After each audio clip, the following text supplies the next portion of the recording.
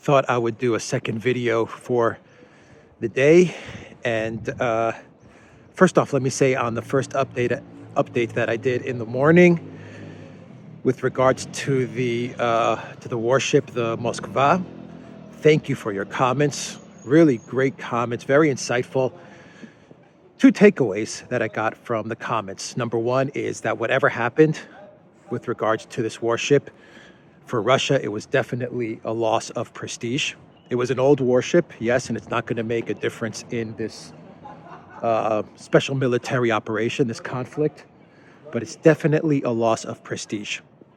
No doubt about it. It looks bad for Russia. It wasn't a good look. Now, going back to what happened, we still don't know. There hasn't been any real insight from the Russian Ministry of Defense. They did come out with an announcement and they said that all fires are contained on the ship.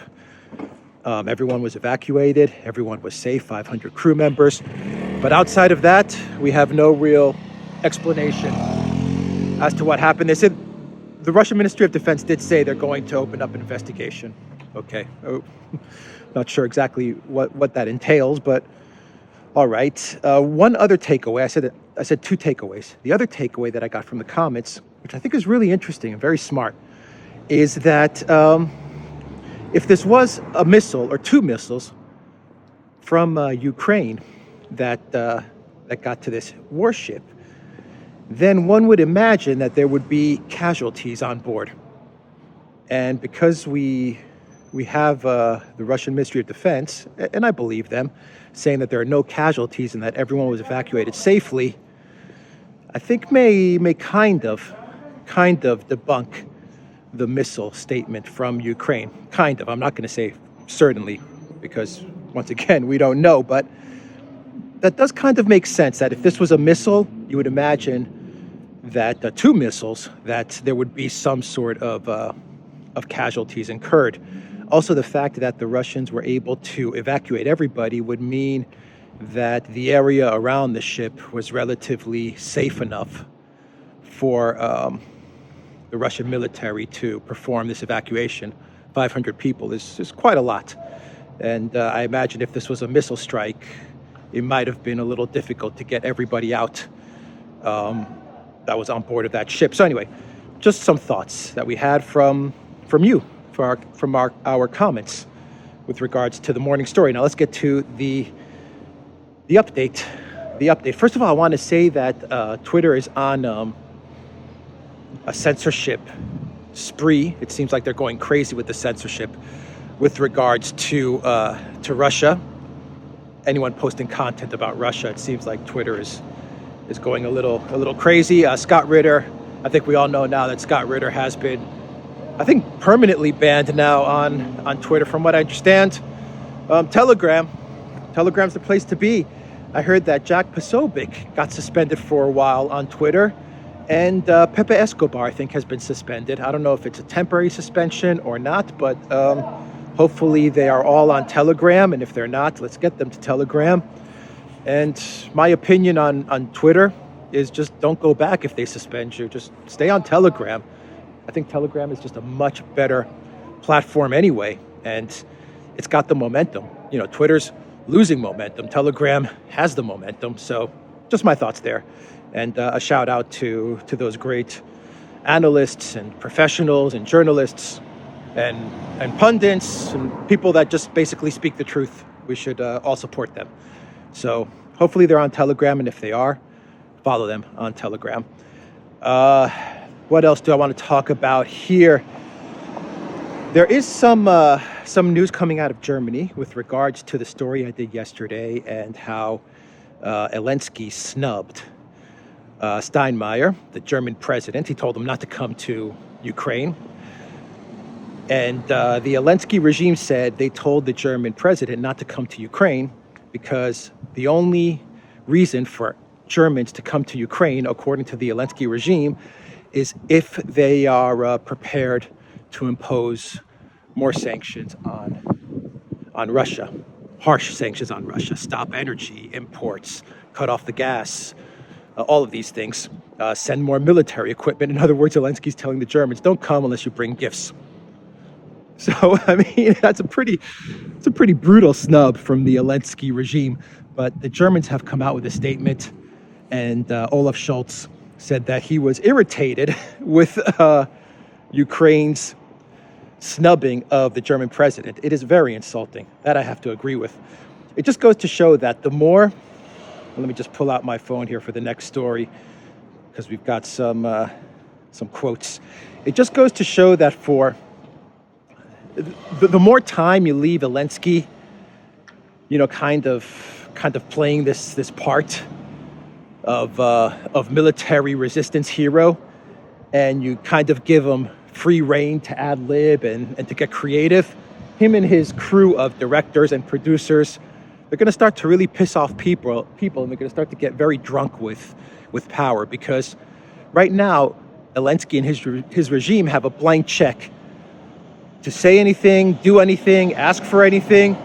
And because the neocons and the EU kleptocrats are so desperate to support Zelensky in order to fulfill their regime change fetish with regards to Putin and Russia, they've kind of ordered everybody in the collective West to just give this Zelensky brat whatever he wants. Just give it to him. And so Zelensky's like a spoiled kid. You know, I can get anything I want here. I can go into the candy shop and everything is mine. I can go to the toy store and pick out any toy that I want. And he's doing that. And he's coming up with some pretty outrageous things. You know, German president, don't come to Ukraine. We don't want you here unless you bring us 100 tanks. You know, I mean, he's a spoiled kid. He's a spoiled kid. So, yeah, I think people are going to get sick of the Zelensky spoiled brat. That's what's going to happen. The more this drags on, the more the collective West is going to be like, God, this guy's a pain in the ass. So anyway, that's the news about Steinmeier and Germany. This little row that we have going on. By the way, Nehammer, the Chancellor of Austria, he did an interview with CNN, and he said that the countries that are against blocking Russian imports of energy, in other words, the countries that are resisting a full embargo of Russian energy, are Austria, Germany, and Hungary. So that came from the Austrian Chancellor saying we just can't cut off Russia right now because we depend on Russia. So those are the three countries that he outed, including Austria, and he's the Chancellor of Austria. There are other countries, he said as well, that don't want a full embargo of Russia, but those are the three countries that we know of right now in the EU. The next story I want to talk about has to do with Finland and Sweden, since we're talking about the EU, and you can't talk about the EU unless you talk about NATO. So we have Finland and Sweden, and they had a meeting, the leaders of Finland and Sweden. They had a meeting with each other to discuss NATO membership. And I want to get to their quotes here. So let's see, is there anywhere that I could kind of go where it's a little more quiet, maybe some shade, and maybe I can read these quotes out. The leaders of the two Nordic states have met to discuss regional security in view of the conflict in Ukraine. I'm taking this from an article I managed to get from RT, actually. Really interesting in Cyprus. I found one coffee shop on the whole island. I found one coffee shop which actually has access to RT, to the RT website, which is really odd. But when I punched in RT.com, it came up and I was like, look at that. Maybe someone should notify von der Leyen and tell her that one coffee shop in Cyprus has open access to RT. Okay, I'll just come in here. It's a little quiet. They're building something. This is the Hilton Hotel, by the way. It was the Hilton Hotel. Now it's like called the Landmark. So I don't know if you see it in the background. So I guess they're constructing something. So let me just go right here. Little shade right here. And I'll park it right here and I'll just read these quotes. Kind of shade, not really.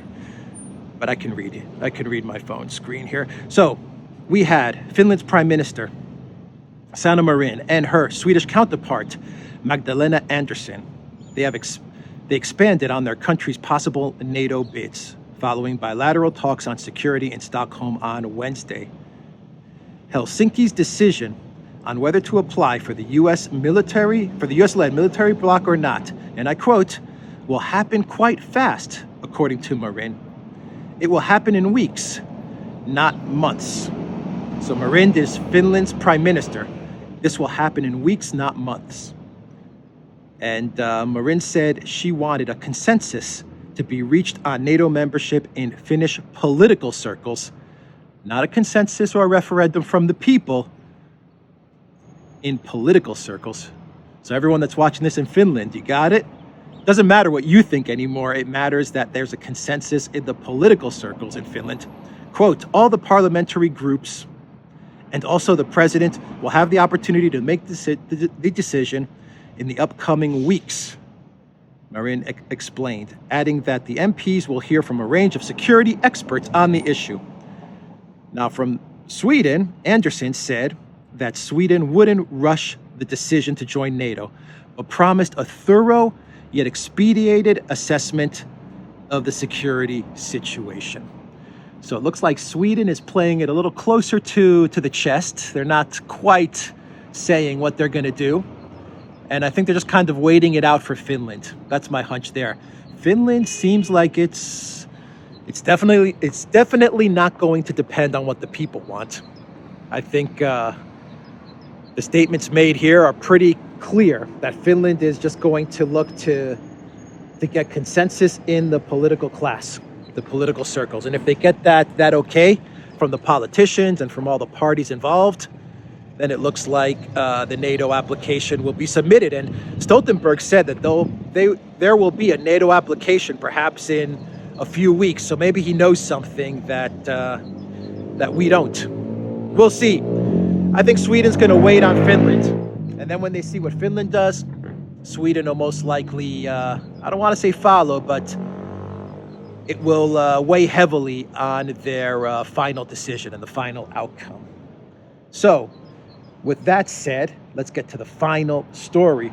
And it has to do with the nationalization of assets. Now, I've done many stories about how Gazprom subsidiaries were seized in the UK and Germany. They were stolen, nationalized, but effectively stolen. We've talked about the theft of Russia's foreign reserves and foreign currencies and all of these things. Stealing oligarchs' properties, Russian oligarchs. Abramovich is stealing his property. And there has been a lot of pressure in Russia to do the same to Western assets that are in Russia, Western companies that have just kind of left. And they have their assets kind of sitting there. And the pressure is to nationalize those assets. But we have statements now from Valentina Matvienko, and she has said that Russia will not nationalize these assets. And I quote, this is coming from Valentina Matvienko, is super important, very high up in the Kremlin, in the parliament. She's a top senator there. And this is her quote. She said, "We don't want to turn into raiders like our opponents do. Nationalizing someone else's property is unacceptable." Valentina also added that Russia has adopted a subtle approach but tougher action on a case-by-case basis where it might be necessary. Industries need to keep going so that people and jobs are protected. Very interesting comment. We don't want to act like raiders. Matvienko, a very smart woman, very capable woman, of an excellent leader, and these comments are spot on. I'm against the nationalization, actually. At first I thought nationalize it, but now, the more I listen to business leaders and to experts in this area and to various politicians, the more I realize that you just can't take people, companies, assets in such a manner. Wait, see how everything unfolds. Many of the companies that have left because of U.S. pressure, collective West pressure, virtue signaling, will go back to Russia eventually. So why nationalize their assets? Make sure people who are working in these companies have jobs, make sure they get paid, make sure that if there is a definite departure of the company, that at least the company transitions to a new entity in Russia, so that the operations can continue and people can continue to work for that company and in that industry. And I'll give an example in a minute. But yeah, just taking assets that don't belong to you is wrong. And I agree with Matvienko, actually. I don't know what you guys think, but I agree. Wait it out, be patient, don't take these assets just yet. And if a company is 100% decided that it's going to leave Russia and never come back, then work with that company to make sure it transitions its business over to a Russian entity. I think that's a very logical and pragmatic approach. And here's an example. And the example has to deal with condoms. We don't have Z's in Cyprus, we have A's. A's. Yeah, it has to do with Durex, the company that owns Durex. I forgot the company's name that actually owns Durex. But they said they're going to be leaving Russia, never to come back. And what did they do? They're working with a Russian company, a new entity, which will be Russian, fully Russian owned and operated. And they're basically working to transition their entire business over to this new Russian entity. That includes the people, the assets, everything. And that Russian entity will rebrand and they'll continue to provide condoms. I guess that's the plan, but that's what I mean. If a company is dead set on leaving, they're never coming back, then complete the transition and move it over to a Russian company, to a Russian entity. So anyway, that's the video, everybody. I'm gonna cross the street now and get this video up. theduran.locals.com. Take care.